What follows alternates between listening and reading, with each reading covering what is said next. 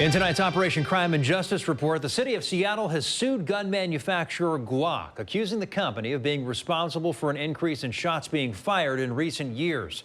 The city wants Glock to change their design to make it more difficult to illegally modify the firearms. Couples Jeremy Harris spoke with City Attorney Ann Davison about her decision to sue Glock, and he spoke to critics who say the city is aiming at the wrong target.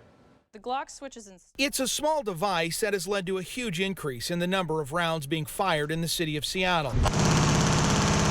Now, City Attorney Ann Davison is taking aim at Glock for what she says is a dangerous design. Their unique design makes it very easy to, within minutes, very cheaply, change their semi-automatic weapon to a fully automatic weapon. The device is called a Glock Switch, but don't let the name fool you. It's not made by nor endorsed by Glock.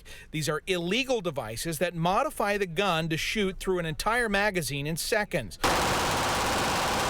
Police have seen a massive spike in the use of switches in the last 3 years. Maybe years ago it was 3 or 4 shots fired. Now it's 20, 30, 40, 90 shots fired. I'm asking them to match standards by their competitors, which is to make it difficult to convert their weapons into fully automatic weapons.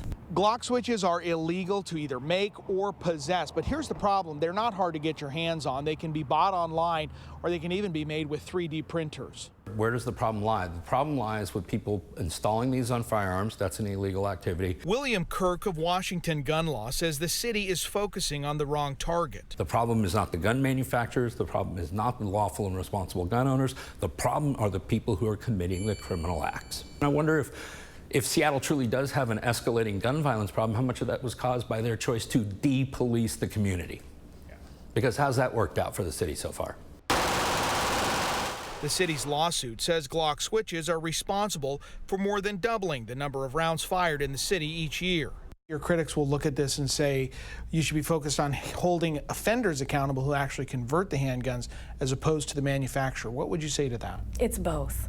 We must go what is maybe called upstream to where the source is, where these are designed and put into the market. And they are done so by Glock, and they know that their design is so susceptible to this easy conversion, and that's what we're taking issue with.